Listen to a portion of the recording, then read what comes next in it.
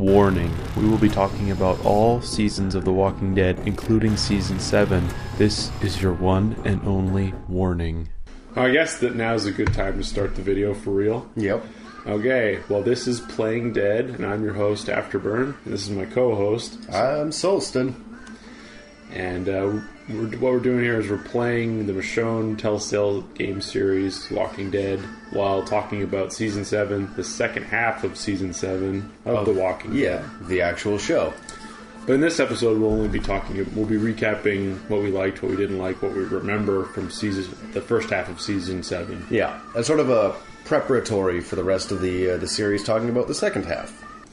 Well, it was funny in that episode, they lost Olivia and they lost Spencer. Yeah. But they gained Daryl. Yeah. So even though they Daryl lost of Rivia, they lost two characters. Yeah. I feel like they came out ahead on that one. Yeah. Daryl was worth those two and more. I think so. Yeah. The conflict between Carl and Negan, and like the whole. He's almost trying to take him under his wing and like respects him as a kid because he's like, okay, well you're a kid, you're a badass kid, but I was a teacher before this, so I appreciate this, and I'm not gonna. He was a teacher? Apparently, yeah, he apparently was a gym teacher or something. I remember reading that somewhere. I don't know if that's because in the comics they went into more backstory or what, but if I'm wrong, anybody who's watching, listening. Put in the comments below, like, if I'm talking up my ass here. Yeah, I remember reading it. We don't want to spout wrong information. Yeah. So. Yeah. Yeah, I was a big fan of the governor, but it's like, Negan is kind of like stolen my heart with he's a cut above. Yeah. Jeffrey Dean Morgan's doing a fantastic job. I didn't think that... I didn't think he'd do as good because I've only seen him as like good characters, but yeah, totally not related. But my sister started watching Grey's Anatomy, and he's like in it as a patient, and it's like hard for her to look at him now. Like, let him die, let him die. Yeah, and then like I haven't seen Batman versus Superman or whatever, but he's like Bruce Wayne's dad and Maggie's his mom. Yeah, that's a weird. It's thing a bit too. weird. It's a bit of a weird combination. I didn't even catch it the first time I watched it. Wow, Bruce Wayne's parents died so quick. It's like yeah. I'm not looking for Walking Dead characters when I'm watching Batman versus Superman. Although now I guess I should be. Yeah. So, what do you think is going to happen with because Carl was just being brought back, right? Or was he fully brought back? Did Carl get taken home? Yeah. Right, yeah. That was the whole... Negan was like... Right, that was the whole killing like, Spencer thing. Yeah, he was like hanging out in Rick's house. Yeah, and they had spaghetti. Living the Rick life with his baby and stuff. Yeah. I'm just fiddling with this radio here. I don't know what... I guess I'm supposed to find a signal. Oh, look, Thanks, I found it without even, like, paying attention. Jesus! Oh, Jesus! Thank you, sir. Jesus is a fun character in The Walking Dead. Yeah. I always enjoy any time he's on the screen. So this season... It's a terrible segue. It took me a second, but yeah. Oh, you didn't get it. Oh, that's how good a segue it was. Yeah. Didn't even notice. Yeah, it was smooth. So this half season they've been showing off the other, we already knew about the hilltop, but then we saw the kingdom, and then we saw some, like an all-women's tribe where somehow the only lesbian character ended up there with all the women. Yeah, convenient. So what are your thoughts about the other, like, groups that were introduced? I think the kingdom has potential. They got knights. They got... They don't... but they... Of all the people we saw of the kingdom on the horse and stuff, I feel like that's all they got, though. It's true. They don't really have guns and such. They're much more of a medieval type of thing. The tiger could definitely be an intimidating presence until somebody comes along with, say, the bazooka that Negan has now. Or even just shoot it from a distance. That's true. Yeah. I feel like you would have to enough hit bullets. A few good shots to the head or something, but... Yeah, it would definitely be intimidating. I feel like that could be more of a psychological weapon, and then eventually, if it doesn't get shot down, could be a good weapon against Negan's men. But I think what they're really going to need is they're not going to be able to just band together with a bunch of people And, oh, yeah, we're going to have, 4 different settlements. Go and hit them with 3 guns and 2 sticks. And they're going to have to probably figure out something where they can, blow up a settlement, destroy a lot of people really quickly, or just take out Negan, cut the head off the snake, and try and convert everybody into their way of thinking.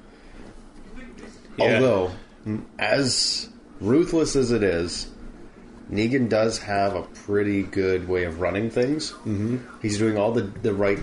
He's taking all the right steps in terms of being a dictator. He's giving power to his people. He's rewarding his generals.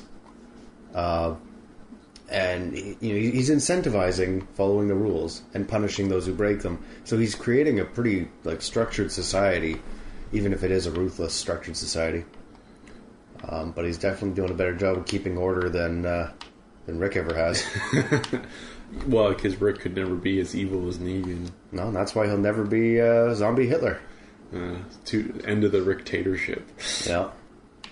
Actually, I'd say maybe not Hitler. Maybe he's more like a Stalin. I don't know. He's not trying to go eliminate people. He's trying to just control everyone. Well, they've definitely shown us that, with what Negan has, what they kind of decided they were coming together to do is the end of the last episode, the mid-season finale episode. There was all them they were reunited with Daryl and were we can't live like this. We're either gonna fight Negan or die trying. Yeah, which was what kind of everyone wanted. Yeah. So as long as it doesn't go the same way season 3 did, where we gotta fight the governor, more begging of season 3. Yeah, and then the rest of the season was them saying, yeah, we're eventually going to fight the governor. Oh, this is the perfect opportunity. But it's not the end of the season, so we're going to wait.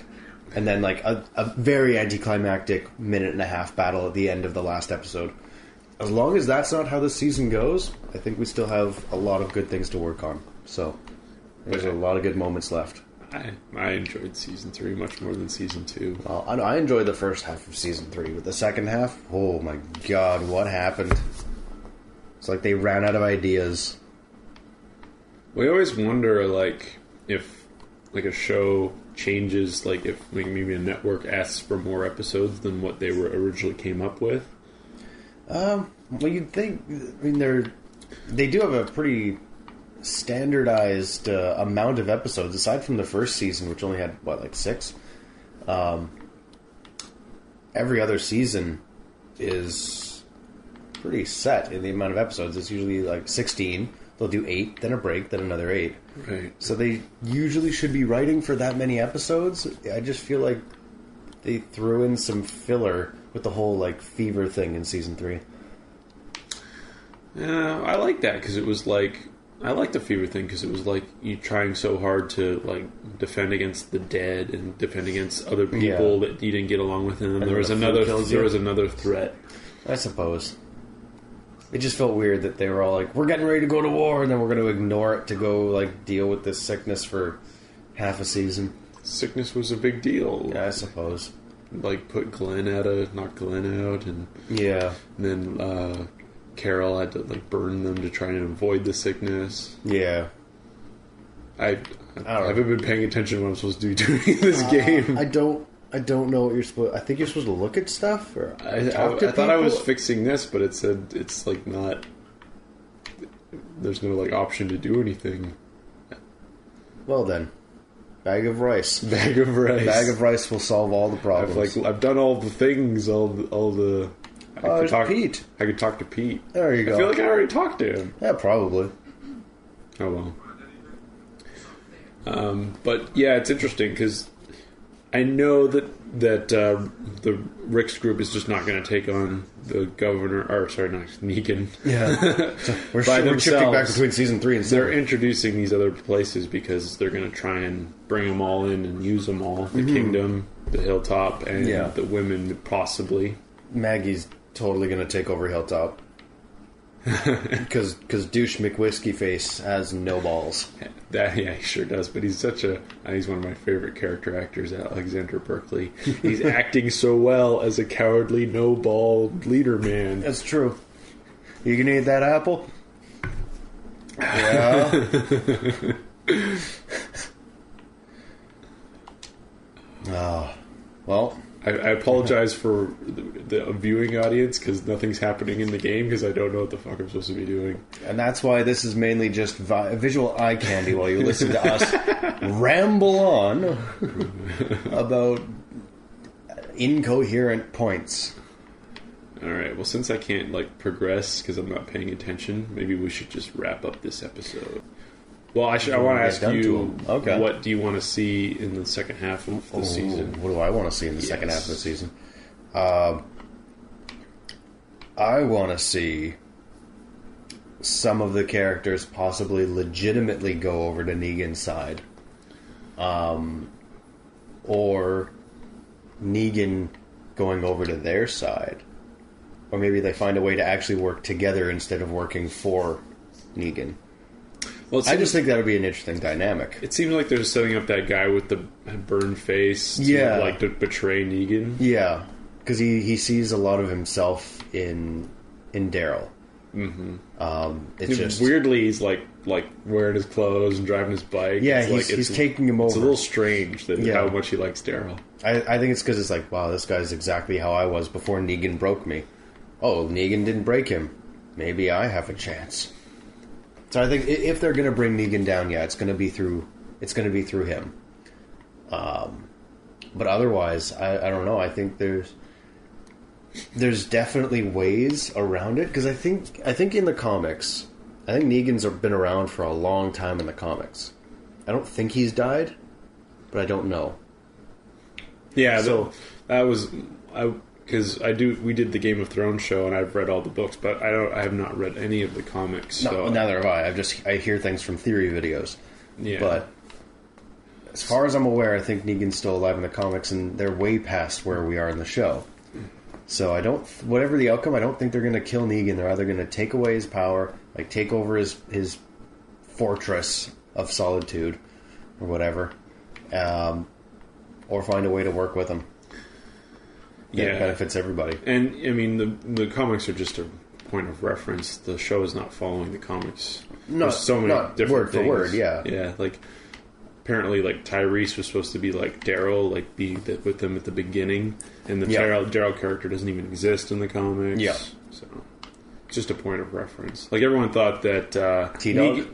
Negan was going to cut off Rick's hand because the governor was supposed to do that way back when, and it never happened. Yeah. And then they had that shot of him pulling him into the trailer with an axe, and that never happened. Everything went in to show he's going to lose his hand. He's going to lose his hand. You got to cut off your boy's hand. I'll cut off my own. Which was well done. Oh, that whole so good. Thing. That was a very good opening sequence to a season. Yeah, but we got to end this video because all I'm doing is walk around this boat. You're not even examining the rice. Why would that be the thing that got me to the next part? Because maybe you're hungry. Look at this rice. Isn't it neat? Hey, there's corn. Our diet's complete. Anyways, this is the first episode of Playing Dead. Thank you for watching and listening, mostly listening. Yep, and watching it run around in circles on a boat. So not examining the rice. So we're going to be trying to do these every week. An episode comes out, we'll watch it, and then we'll do one of these, and then some before the next episode comes out, I'm hoping to release. You're supposed to grab that machete. Machete? Machete. Where? Right in front of your waist. You can't see it because it's through your body. Right there above the rice. It's not even a clickable thing. Oh, you can't even interact with the machete. Oh, well. Well, anyway. Yeah. Thanks for listening and or watching circles be run around a boat. We did play with a radio at one point. A little bit, yeah. Yep. So, that's it. Yeah. Yeah. Cool. This video's over now. Stop talking and making it go longer. Oh. Like and subscribe and watch other videos. And watch Solstin's videos. Yeah, go over to my channel. I haven't uploaded in a while, but maybe I will by the time this goes up. Who knows? Bye. Bye. I just waved to the mic. You're weird.